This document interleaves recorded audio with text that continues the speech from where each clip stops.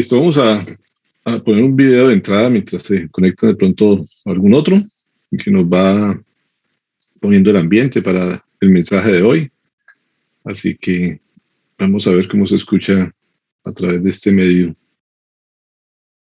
Vamos a colocar.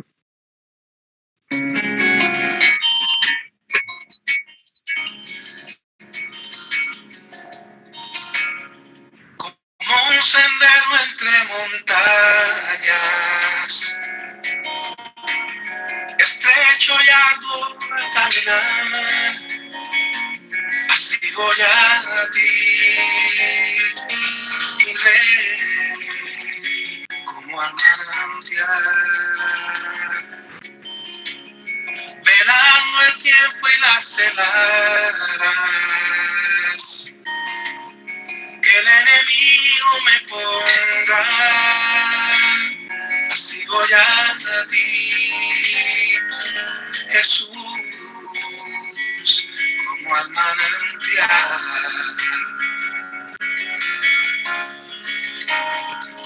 Voy a saciar en ti mi sed cada mañana, porque me queda un camino por andar, y en ti la vista fijaré para que nada pueda apartarme del sostén que tú me das. Y cuando llegue al fin, voy a cantar en tu presencia, Santo, Santo, Señor. Mi llanto enjugarás y te verán al fin mis ojos, Santo, Santo, Señor, Santo, Santo, Santo, Señor, Santo, Santo, Santo, Señor.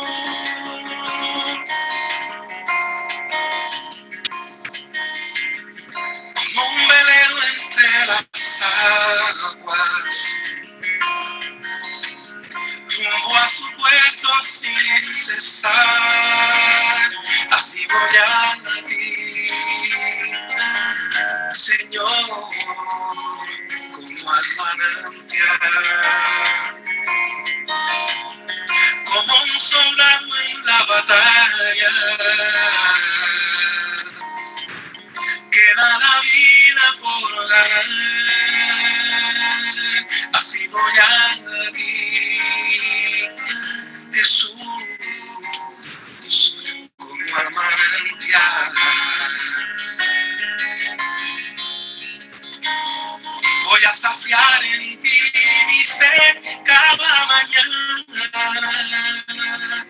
porque me queda un camino por andar,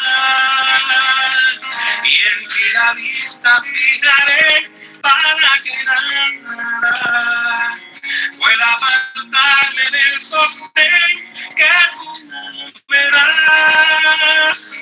Y cuando llegue al fin, voy a cantar en tu presencia, Santo, Santo, Señor.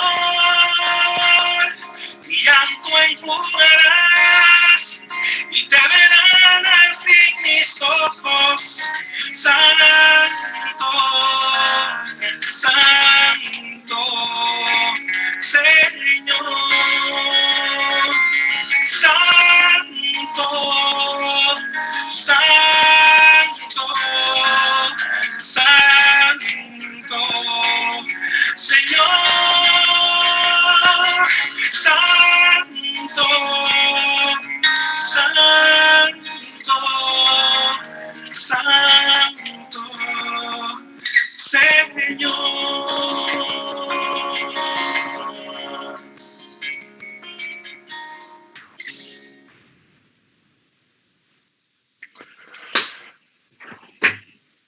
Bueno, espero que se haya escuchado bien la canción, la letra. Es una canción que recomendaba Santiago Benavides hace unos días por las redes y no he tenido tiempo de escucharla sino hasta hoy. Me pareció muy propicia para el tema de hoy, lo que el Señor nos quiere hablar el día de estas jornadas que vamos a repasar.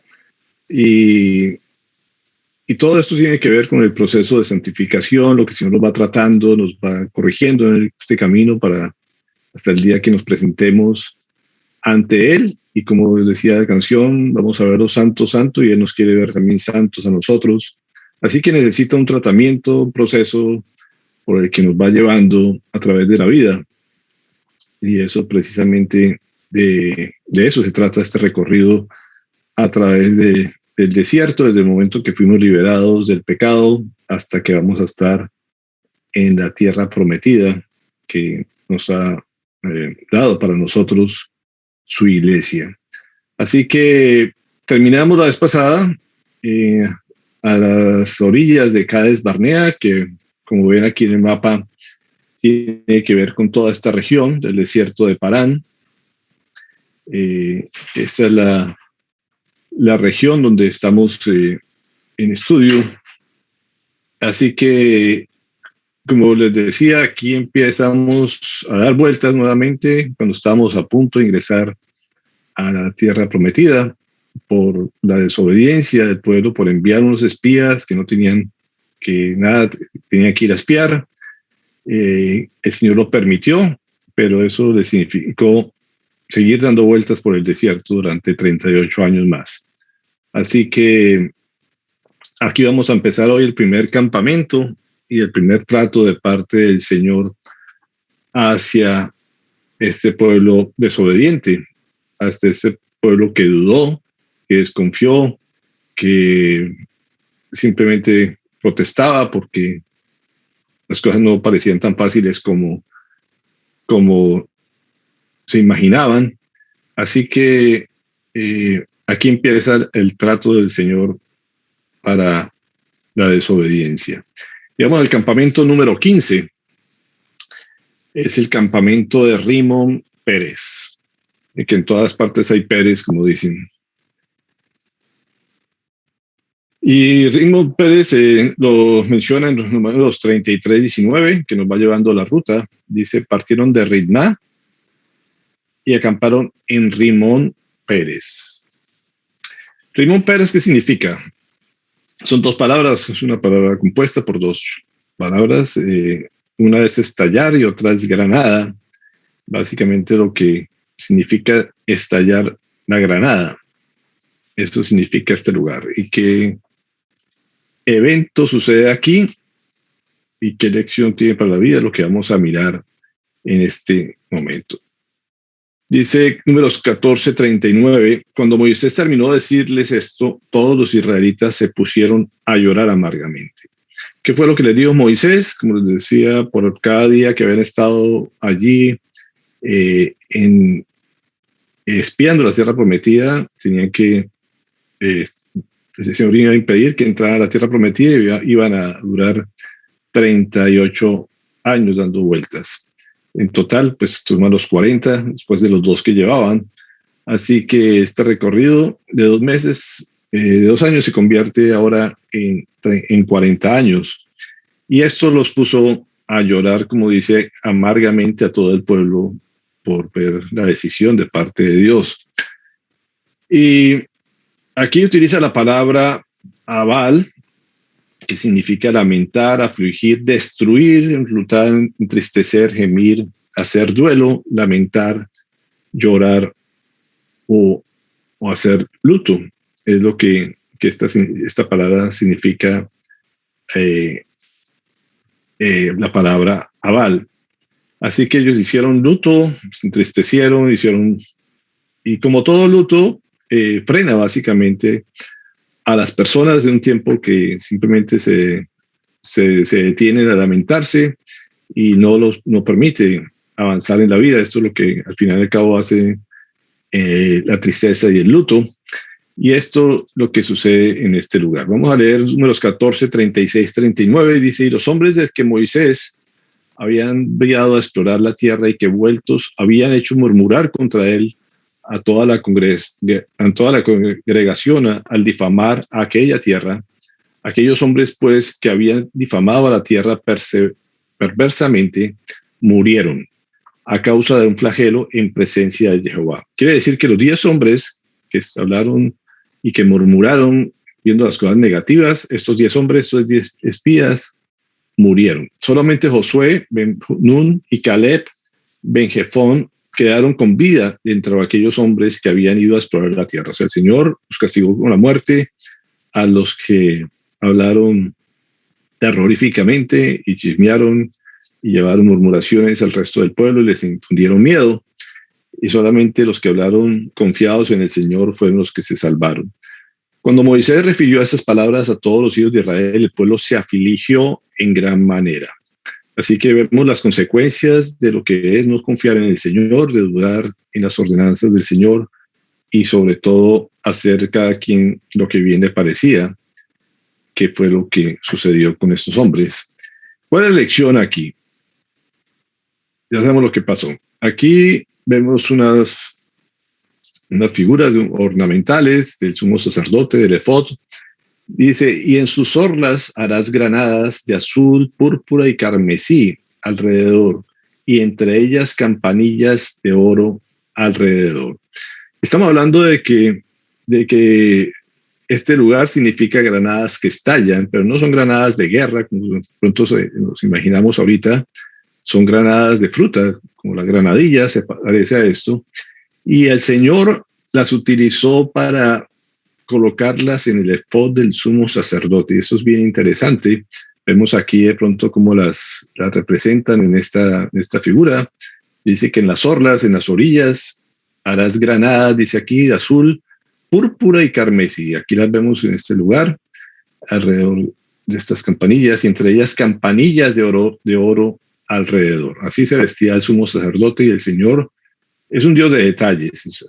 Nunca podemos olvidar eso. El Señor es de detalles, y en todo detalle hay un símbolo que nos trae una enseñanza. Así que el Señor por algo puso estas granadas, estas figuras de granadas dentro de las campanillas del borde del traje del sumo sacerdote. También puso granadas y también hizo 2 hileras de granadas alrededor de cada red para cubrir los capiteles que estaban en las cabezas de las columnas con las granadas, e hizo lo mismo para el otro capitel. En el templo de Salomón fueron puestas granadas también. Vemos aquí lo que en inglés se llama pomegranates, que son estas granadas entre los pilares del templo. Y estas granadas lo que significa es abundancia. En términos bíblicos, ustedes ven la cantidad de granos que trae una granada, son muchas granadas, y básicamente está hablando de prosperidad, de abundancia, símbolo de cosecha abundante. Y eso es lo que representaba dentro del traje del sumo sacerdote. Dios no es un Dios para nada tacaño, Él quiere darnos toda la abundancia. Y lo que está hablando en este pueblo es que precisamente ellos rechazaron la abundancia. Toda la tierra prometida nos habla de la abundancia que ve allí. Como decían, un ramo de uva los tenían que cargar entre 2 hombres. Y esto nos habla de que todo en la tierra prometida es abundante. Lo que Dios tiene prometido para su pueblo es abundancia en todo aspecto.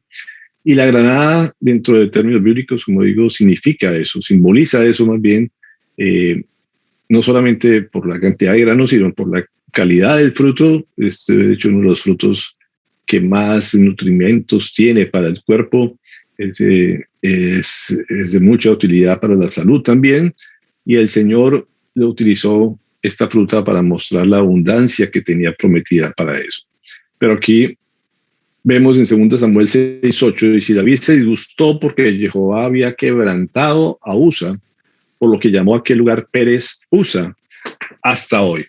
¿Qué quiere decir Pérez?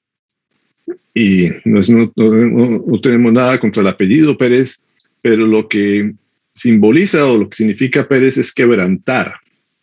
reventar, es estallar.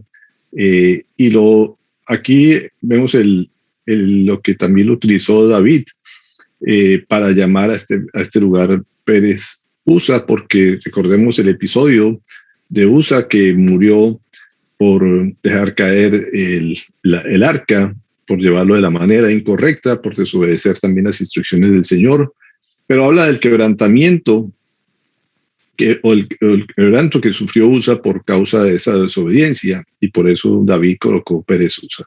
Entonces estamos viendo aquí dos términos, uno que es reventar, romper, quebrantar, y por otro lado la abundancia que estaba prometida. Entonces, ¿en qué nos deja la lección este territorio?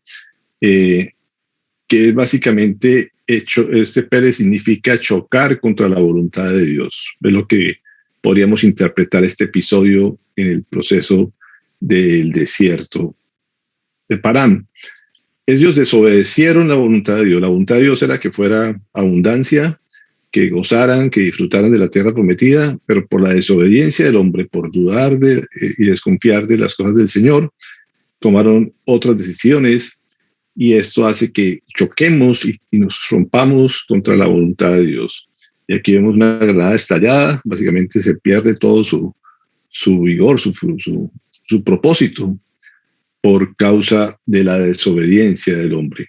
Entonces, es el lugar, la enseñanza que nos queda de este campamento, que no podemos pelear contra la voluntad de Dios porque terminamos reventados, terminamos estallados, y eso fue lo que pasó aquí. Murieron los que desconfiaron, murieron los que trajeron malas noticias, los que chismearon, y eso trajo consecuencias para todos los que creyeron a ellos en vez de creerle a Dios. Así que todos sufrieron consecuencias terribles, perdieron la abundancia de la tierra prometida. Como digo, hasta la fecha no se ha vuelto a hablar de esa abundancia que Dios les había preparado originalmente hacia su pueblo, a pesar de que hoy esa tierra sigue dando frutos, pues no es de la magnitud de lo que seguramente había en ese momento, que si hubieran entrado, pues hubieran llevado todo, hubieran adquirido todo lo que el Señor les tenía preparado. Así que igual nosotros nos podemos perder, podemos chocar contra la voluntad de Dios y perdernos las delicias que tiene preparados para cada uno de nosotros en la tierra prometida. Deuteronomio 1, 41, 46 nos dice: ustedes me respondieron, hemos pecado contra el Señor, pero iremos y pelearemos, como el Señor nuestro Dios nos los ha ordenado. Así que cada uno de ustedes se equipó para la guerra, pensando que era fácil subir a la región montañosa. Después de que ellos reconocieron que la habían embarrado, ahora dicen: no, vamos a subir, ahora sí le vamos a hacer caso y vamos a luchar contra el enemigo, y se las tiraron de valientes, pero ya era demasiado tarde. Dice: pero el Señor me dijo, dice Moisés, diles que no suban ni peleen, porque yo no estaré con ellos. Si insisten, los derrotarán sus enemigos. Yo les di la información, pero ustedes no obedecieron, dice Moisés. Se rebelaron contra la orden del Señor y temerariamente subieron a la región montañosa. Los amorreos que vivían en aquellas montañas les salieron al encuentro y los persiguieron como ovejas, y los vencieron por completo desde Seir hasta Jormá. Entonces ustedes regresaron y lloraron ante el Señor, pero Él no prestó atención a su lamento ni les hizo caso. Por eso ustedes tuvieron que permanecer en Cádiz tanto tiempo. Aquí está recordando esta historia, haciendo referencia a esta historia, Moisés haciéndoles ver que ustedes simplemente por su desobediencia, ustedes pelearon, fue en contra del Señor, ustedes se fueron en contra de las ordenanzas del Señor, y por lo tanto decidieron hacer su propia voluntad por segunda vez, después de que Él les advirtió que no fueran a pelear porque el Señor no los iba a acompañar. Después sí llegaron a lamentarse, dice que el Señor ni siquiera los escuchó, sus lamentos, Él no prestó atención al lamento que tuvieron después. Eso son las consecuencias de desobedecer al Señor por segunda vez, así que por eso les permanecieron en Cádiz tanto tiempo, como dice. Fueron muchos años los que pasaron aquí en esta región de Cádiz, simplemente por la desobediencia y la falta de fe, podemos decir, de su pueblo. Podríamos concluir en este pasaje, este campamento, que quienes no estén conforme con las palabras del Señor y la desobedecen, chocan contra Él. Y chocar contra el Señor, pues, es peor que si le pasara un camión por encima a una granadilla. Simplemente terminamos reventados y sufriremos las consecuencias de eso. Entonces es mejor obedecer y confiar en nuestro Dios. Hasta aquí la enseñanza del campo número 15. Vamos al número 16, al campamento número 16, el campamento de Libna. Libna dice números 33-20. Partieron de Rimón Pérez y acamparon en Libna. Ese es el siguiente campamento. ¿Qué significa Libna? Significa blanco, blancura, para purificar, y está relacionado también con el término de Labán. Labán de pronto lo hemos escuchado.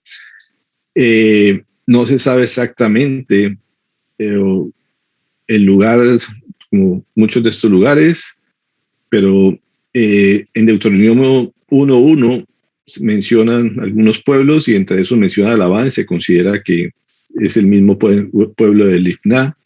Es en las únicas partes donde se menciona este campamento, pero es parte de lo que el Señor lo puso ahí y tiene un propósito también, y es donde empieza ese proceso, ese tratamiento de parte del Señor después de que el pueblo desobedeció y se lamentó.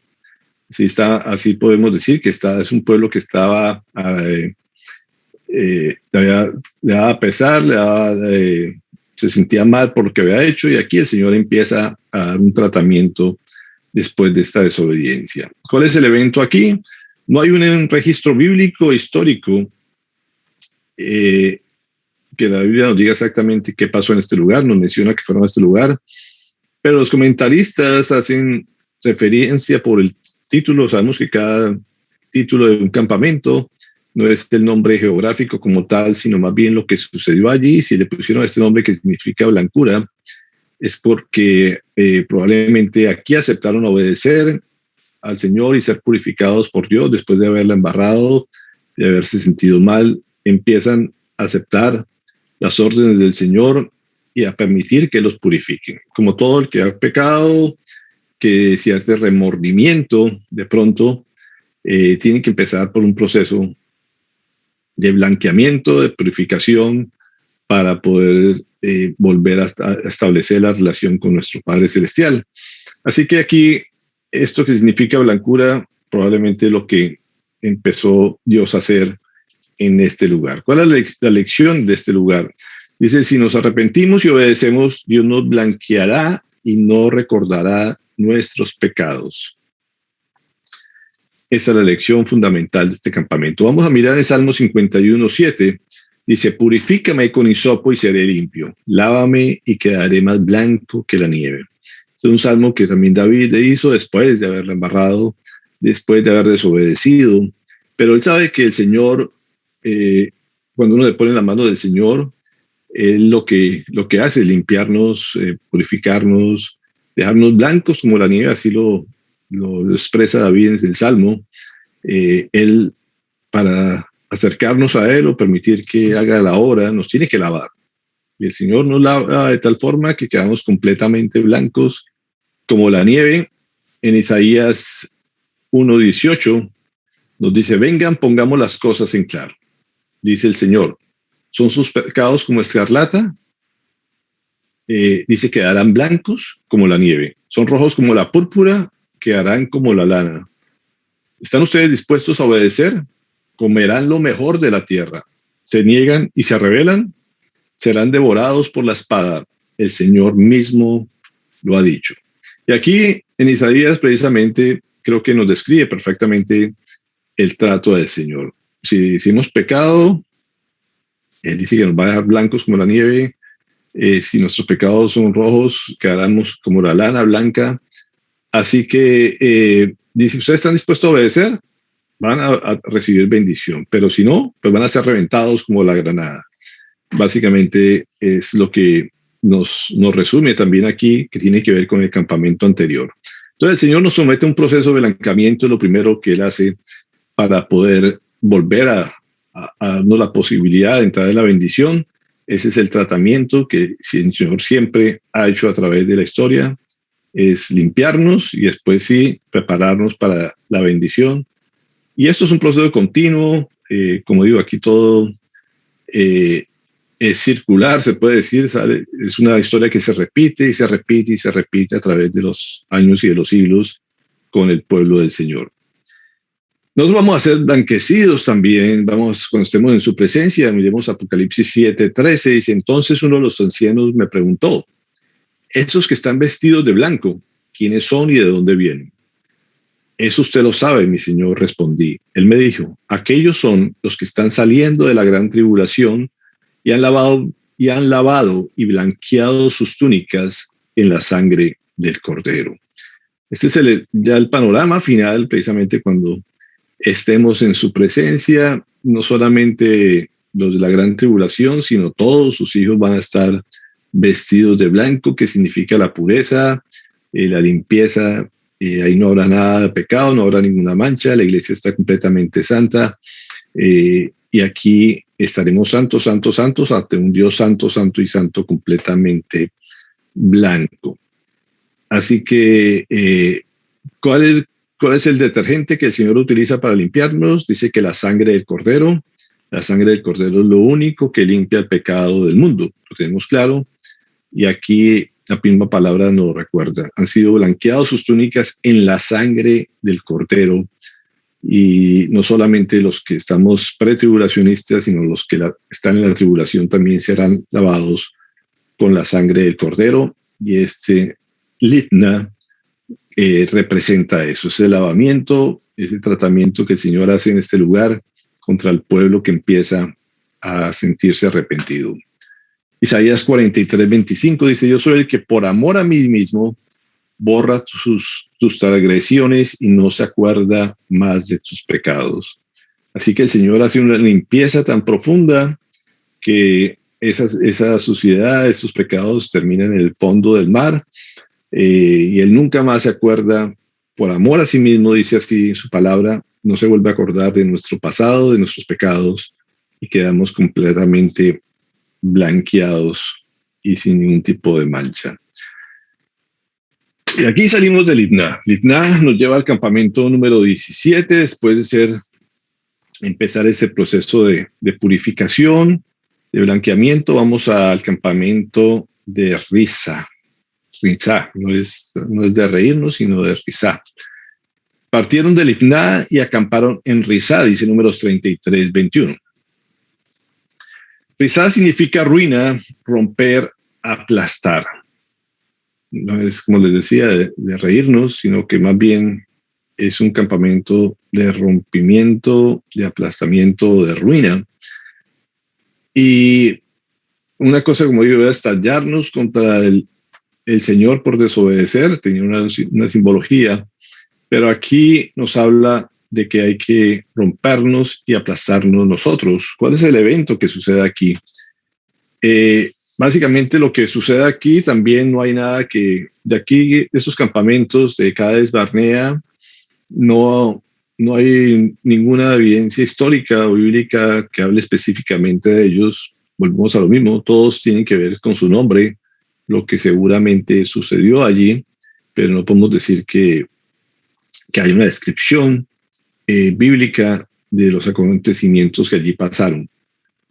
Así que por el nombre se concluye que aquí hubo un quebrantamiento, una humillación de parte de este pueblo, y que es un proceso normal. Dios nos perdona, o dice, si yo te perdono, te limpio, pero necesito que tú te quebrantes. Como les hemos dicho, no hay arrepentimiento si uno no se quiebra, si uno se lamenta, llora, siente dolor por el pecado cometido. Y esto es lo que seguramente pasó aquí en Risa. ¿Cuál es la lección aquí? Necesitamos quebrantar nuestro corazón de piedra para poder ser polvo fino. Como digo, Dios también nos pasa por el molino, por la piedra de moler, así como hacen con el aceite para sacar lo más puro del aceite. Dios, para podernos moldear, nos tiene que volver bien finos, y eso depende de nosotros, qué tanto nos quebrantemos ante Él, que tanto estemos en risa en ese proceso. Salmo 34, 18 dice: Señor está cerca de los quebrantados de corazón y salva a los del espíritu abatido. ¿Qué significa espíritu abatido? Eso, precisamente que dejemos nuestro ego, nuestro orgullo, que simplemente nos humillemos ante Él, le pidamos perdón, le demos toda la gloria a Él y que permitirnos que Él nos moldee simplemente. No es seguir haciendo nuestra voluntad, sino que Él haga con nosotros lo que Él desee. Y eso será el pobre de espíritu abatido, que son bienaventurados los que tienen este tipo de actitud hacia Él. Dice el Salmo 51:7: el sacrificio que te agrada es un espíritu quebrantado. Tú, oh Dios, no desprecias al corazón quebrantado y arrepentido. Eso es una gran verdad. Dios no desprecia para nada al que siente que verdaderamente se arrepiente, al que verdaderamente se rinde y se postra ante Él con ese espíritu quebrantado, partido, molido, como dice lo que traduce la palabra risa. Entonces, de aquí la lección que nos queda es: tenemos que arrepentirnos después de haber pecado para que esa limpieza tenga efecto permanente. Viene el campamento número 18. Todo esto es un proceso que Dios nos hace pasar para poder estar en su presencia, santo, santo, santo, como decía la canción. Campamento número 18 es el campamento de Selata. Números 33-22 dice: partieron de Risá y acamparon en Selata. Selata significa, dice, convocación, asamblea o ir juntos. Así que eso nos permite imaginarnos lo que sucede aquí. ¿Cuál es el evento aquí? También no hay nada que describa históricamente ese evento. Se considera que aquí los corazones estaban divididos por las murmuraciones, por tanto chisme que habían traído, y que todos se habían dividido en opiniones, fueron más bien unidos en torno a la adoración como un solo cuerpo. El Señor desea que después de la gente esté quebrantada, se una y se dedique a la oración como un cuerpo, una sola iglesia, que es lo que hacemos todos. Después de que nos arrepentimos, buscamos una iglesia para adorar al Señor, y eso seguramente fue lo que sucedió aquí en este campamento. Dice Juan 4, 23, 24. Pero se acerca la hora y ha llegado ya en que los verdaderos adoradores rendirán culto al Padre en espíritu y en verdad, porque así quiere el Padre que sean los que le adoren. Dios es espíritu y quienes lo adoran deben hacerlo en espíritu y en verdad. Y esto es la adoración que quiere, que la gente verdaderamente se una en completa honestidad, en transparencia, pero que todos los que la adoren tengan el mismo espíritu. Y eso es fundamental en la obra que hace el Señor en nosotros. Dios nos busca que todos tengamos un mismo espíritu, y ese espíritu es el que nos une. Uno no puede tener unión con las personas que están en tinieblas, no podemos tener unión con la gente que está pecando. Él no nos llama a que estemos unidos a este tipo de personas. Siempre hablamos de la unidad, pero la unidad que el Señor busca es que estén unidos en espíritu, que todos tengamos el mismo espíritu, y los que tengan el mismo espíritu que lo adoren. Él no está llamando a los otros pueblos a que se hagan paz y que se unan a nosotros para adorarlo a Él, sino que nos unamos en un mismo espíritu para adoración hacia Él, y que hablemos con la verdad. Todos los que hacen la verdad son hijos de Él, los que dicen mentira son hijos del enemigo. Así que Él lo que nos pide en este pasaje es que seamos uno solo en Él, y que seamos de Él para darle toda la gloria a Él. Mateo 18, 19 al 20 dice: además les digo que si dos de ustedes en la tierra se ponen de acuerdo sobre cualquier cosa que pidan, les será concedida por mi Padre que está en el cielo. Porque donde dos o tres se reúnen en mi nombre, allí estoy yo en medio de ellos. Entonces aquí vemos este pasaje que muchas veces lo hemos recordado. Dios está en medio del pueblo unido, pueblo que confiese su nombre, que tenga su espíritu, Y donde está el Espíritu del Señor, lógicamente está el Padre, el Hijo, está toda la Trinidad junta, y ellos está gozoso de que la gente se reúna a adorarlo, y allí hace presencia y se glorifica el Señor cuando la iglesia está en la función de buscarlo y anhelarlo, como decía también la canción, como un manantial, cuando vivimos deseosos de conocer la palabra, cuando nos acercamos hacia Él, atentos a lo que Él quiere hablarnos, Dios se glorifica en medio de su pueblo. El Salmo 50, 22, 3 dice: ustedes que se olvidan de Dios, consideren lo que he dicho. De lo contrario, los haré pedazos, y no habrá nadie que los salve. Quien me ofrece su gratitud me honra. Al que enmiende su conducta, le mostraré mi salvación. Y aquí este salmo nos vuelve a recordar lo que estamos hablando en estos campamentos. El que se olvida de Dios, pues sencillamente olvida lo que ha dicho, termina reventado, termina hecho pedazos, pero Él se dice que se honra con los que se reúnen a adorarlo, a agradecerle en acción de gracias, y a ellos les mostrará su salvación. Y tenemos que recordar que salvación es el mismo término que hablábamos estos días de sanidad. La salvación y la sanidad es una sola cosa ante Dios, así que Él no solamente nos da vida eterna, sino que nos sana de todas nuestras dolencias cuando somos agradecidos y hacemos su voluntad. Entonces eso nos confirma también lo que veníamos ayer hablando. En este salmo nos pone las condiciones claras de qué es lo que necesitamos para que nos reconstruya, para que nos vuelva a unir todos esos pedazos rotos que teníamos como cuando llegamos a sus pies, después de haber chocado contra su voluntad. Cuando obedecemos todo, el Señor repara ese polvo fino y nos hace una nueva vasija, nos hace una nueva obra y un nuevo ser en cada uno de nosotros. Entonces, después de estar unidos en adoración, vamos al monte Sefer. Este es el último monte que vamos a ver hoy, el último campamento, y hasta aquí vamos desde ese quebrantamiento, primero esa granada reventada, después tenemos que pasar por limpieza, por quebrantamiento, después vamos a la adoración hacia Él, y ahora llegamos al monte Sefer. Todo lo que viene aquí es bueno de parte del tratamiento del Señor, y nos lleva al monte Sefer. Como dice Números 33, 23, partieron de Selata y acamparon en el monte Sefer. Sefer significa hermoso, belleza, agradable, justo. Así que, lógicamente, tiene sentido. Si uno está en ese proceso con el Señor, pues tiene que llevarnos a un lugar hermoso. Y eso fue lo que pasó con el pueblo del Señor. En medio del desierto, Dios lo llevó a un lugar donde un monte seguramente hermoso. Es difícil encontrar cosas hermosas en el desierto, pero el Señor hace sorpresas y cosas maravillosas en medio de las situaciones. Y cuando el pueblo lo adora, creo que no hay mejor lugar que ese, cualquier lugar donde no esté adorando al Señor. Así que Él lo lleva a un lugar agradable, hermoso, lleno de hermosura, como el monte Sefer.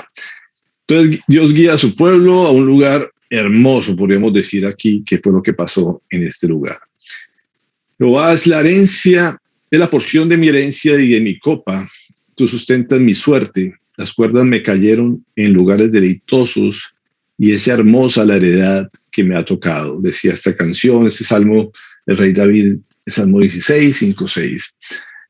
Y lo que Javier está diciendo aquí, lo que me ha tocado a mí, esa herencia bellísima, hermosa que el Señor nos ha dado cuando ya nos hemos arrepentido, cuando hemos sido quebrantados, cuando estamos adorándolo y sencillamente empezamos a disfrutar las mieles del Señor andando en sus caminos. Y eso es lo que representa el monte Sefer. Juan 1, 16, 17 dice: porque de su plenitud tomamos todos, y gracia sobre gracia, pues la ley por medio de Moisés fue dada, pero la gracia y la verdad vinieron por medio de Jesucristo. Así que, como dice, Dios es plenitud, Dios es todo, Dios es sencillamente el soberano, y dice que ha dado gracia sobre gracia, o sea, nos ha dado hermosura sobre hermosura, y todo esto que lo pudieron vivir a través de la ley de Moisés para que gozaran de esa tierra prometida, ahora lo podemos vivir a través de la gracia dada por Jesucristo. Y nos referimos aquí a la gracia como hermosura porque precisamente la palabra caris, que en griego significa gracia, significa también atractivo. Eso quiere decir que la gracia como tal es algo hermoso, es algo atractivo, es algo bello que el Señor ha hecho, es un regalo bellísimo que es el propio Jesucristo, el que ha dado para que nos salvara y nos limpiara y nos pudiera dar todas las cosas bellas que tiene preparada para quienes lo aman. Así que lo que está diciendo es que para su pueblo hay gracia sobre gracia, es cosas bellas sobre cosas bellas, lo que ha preparado para que los que le obedecen y lo siguen. Y definitivamente no hay lugar más hermoso y atractivo que donde esté Jesús. Creo que donde esté Jesús no necesitamos absolutamente nada más, todo se vuelve hermoso, no importa si estamos en medio de un desierto, no importa si estemos en medio de las dificultades, en medio de los horrores del mundo, sencillamente si estamos con Jesús, pues no necesitamos nada más. Y esto básicamente es lo que representa este monte para el pueblo del Señor, después de que lo han buscado en adoración, con el mismo espíritu de verdad, con el deseo de llenarse de él, pues sencillamente el Señor lo llevó a un lugar hermoso y bello, como se lo da a todo el que lo busque. Y hasta aquí hoy cerramos la lección para no dejarlos en un ambiente agradable y ver lo que el Señor hace. Y vamos a cerrar con una canción, ya que tenemos algo de tiempo, donde no hay comparación, no podemos comparar a nadie.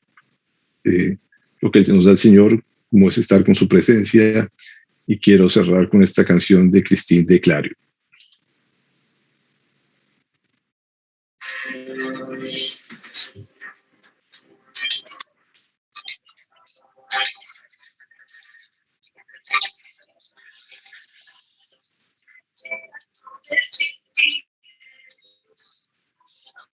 No puedo sostenerlo todo, quebrando mantendré mi fe, porque yo sé que eres mi socorro.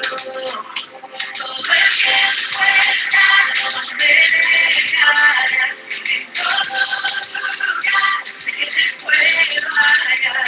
Una fuente que fluye en mi interior, asombroso y hermoso que el Señor, no hay comparación. No hay comparación.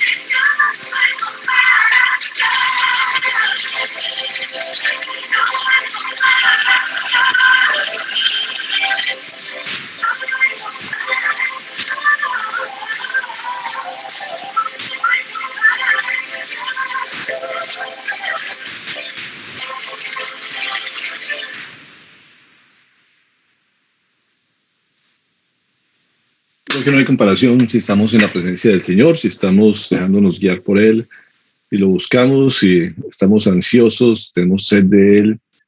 Sencillamente, creo que las dos canciones nos hablan de ese manantial, ese oasis que todos anhelamos estar, y que si simplemente tenemos que rendirnos ante Él, obedecerle a Él, y podemos ver su santidad algún día completamente santos también después de este proceso por el cual el Señor nos hace pasar.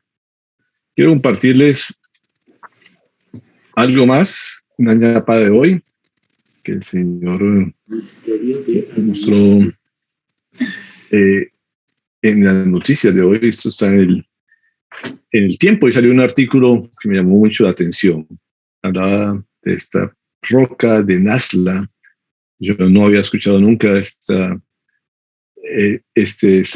misteriosa roca que está en el desierto de Arabia, y muy cerca del desierto de lo que hemos hablado del Sinaí. Y hay esta roca que nadie sabe cómo está puesta en forma equilibrada. Ustedes ven la base tan pequeñita que tiene, y cómo es el corte tan fino. Yo leí esa noticia de que la ciencia no ha podido identificar cómo se cortó esta roca en forma tan milimétrica, es decir, que es como una cosa de láser, de la finura del láser, y hay muchas teorías en cuanto a cómo sucedió este corte.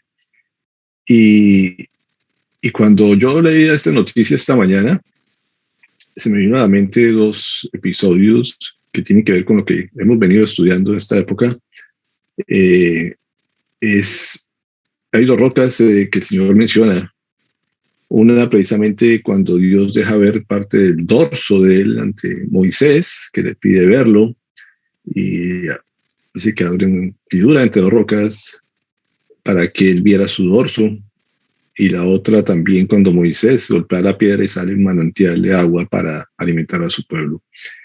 Entonces decía, pues qué curioso que estamos hablando de estos temas, que aparezca esta noticia, y que precisamente nos lleve al territorio donde estamos precisamente descubriendo, donde los nuevos comentaristas hablan del posible monte Sinaí.